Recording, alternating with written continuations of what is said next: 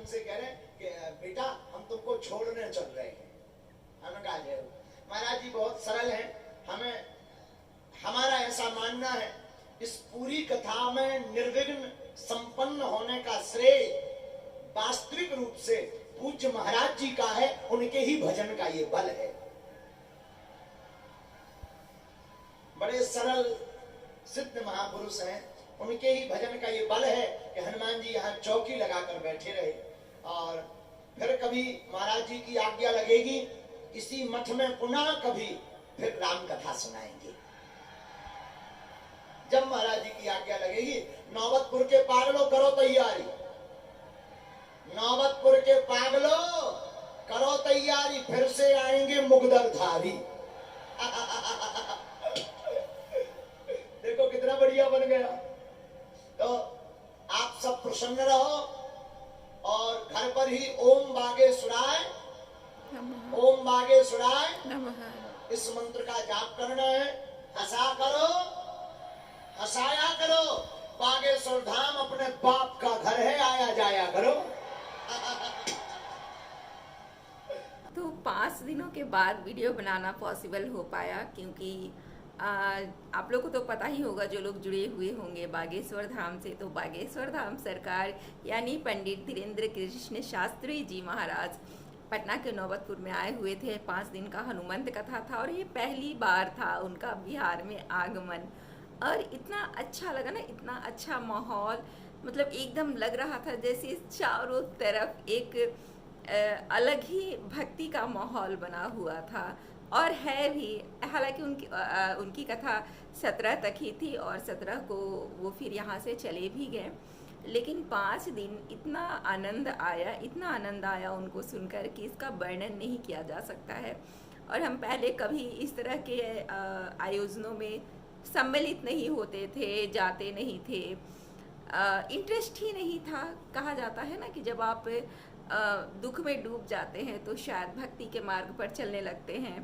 तो मेरा भी इस तरफ रुचि हुआ और बहुत सारे लोगों को देखे हैं, सुने हैं टीवी वगैरह में, लेकिन कभी किसी के प्रति उतना जुड़ाव नहीं हुआ, कभी उतना लगाव, आसक्ति नहीं बढ़ी जितना कि बागेश्वर धाम सरकार गुरुजी से इतनी मतलब इतना लगाव हो गया ना कि क्या ही बताएं। एक झलक पाने के लिए, उनकी पूरी कथा सुनने के लिए हम लोग इतना बेताब रहते थे, इतनी तैयारी करके बैठते थे कि एकदम, हालांकि हम वहाँ पर तो नहीं जा पाए, नौबतपुर नहीं जा पाए।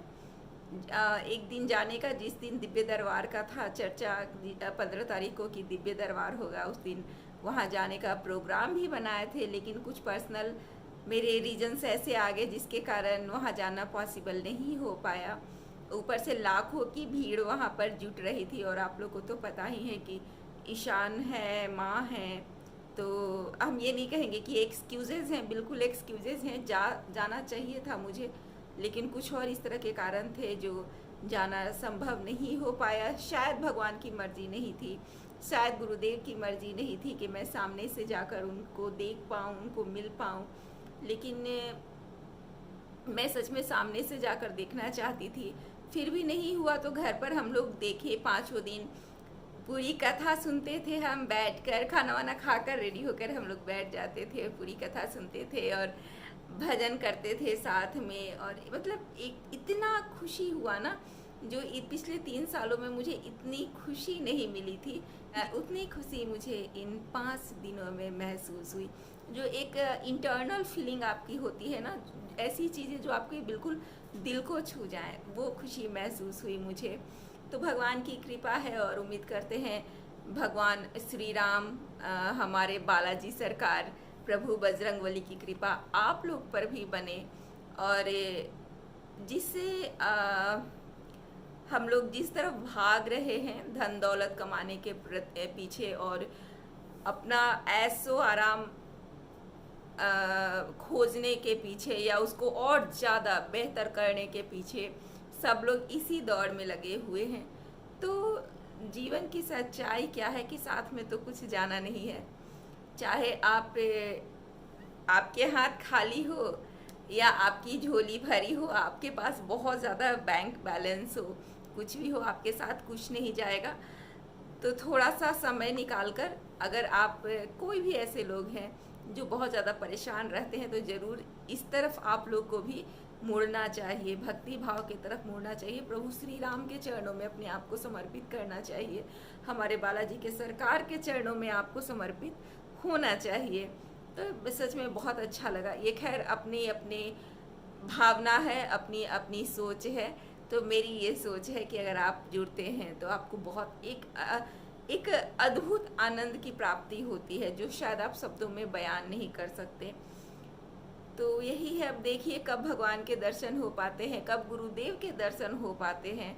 हालांकि एक होता है कि कोई सहारा संगी रहता है तो आप जा सकते हैं जहां आप जाना चाहते हैं, अगर नहीं होता है तो अकेले जाने में भी सोचना पड़ता है, लेकिन फिर भी कोशिश करेंगे कि इस बार हम जाकर बागेश्वर धाम जाएं और वहां पर दर्शन करके बालाजी के आएं।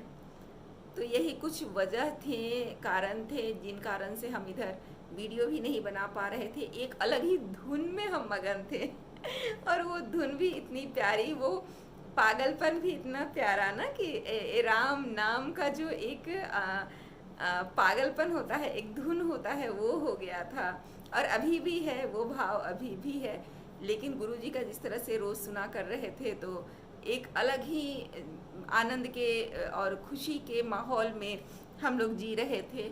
तो कुछ भी सुध बुध लगता है ना, कि जैसे कोई सुध बुध नहीं है, आप इतने खुश हो जाते हैं ना कि आप उसी में खोए रहना चाहते हैं। तो बस वही चीज़ था, इस कारण वीडियो भी नहीं बना पा रहे थे कि अब वीडियो बनाएंगे फिर उसको एडिट करने बैठेंगे, इतना टाइम लगेगा। तो इससे अच्छा हम यहाँ पर समय देते हैं, अभी 5 दिन की बात है। तो वही था।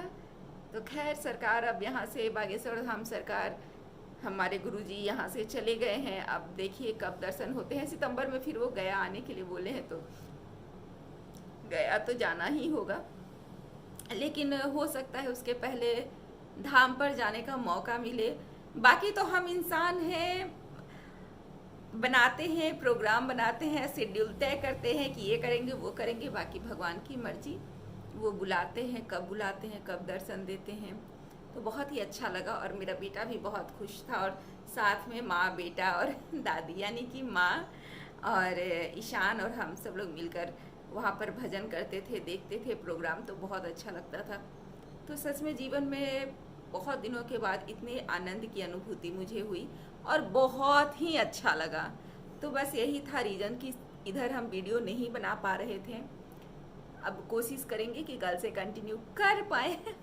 तो बस यही बात बतानी थी आप लोगों को, मेरे थोड़े दिन दूर रहने का कारण क्या था।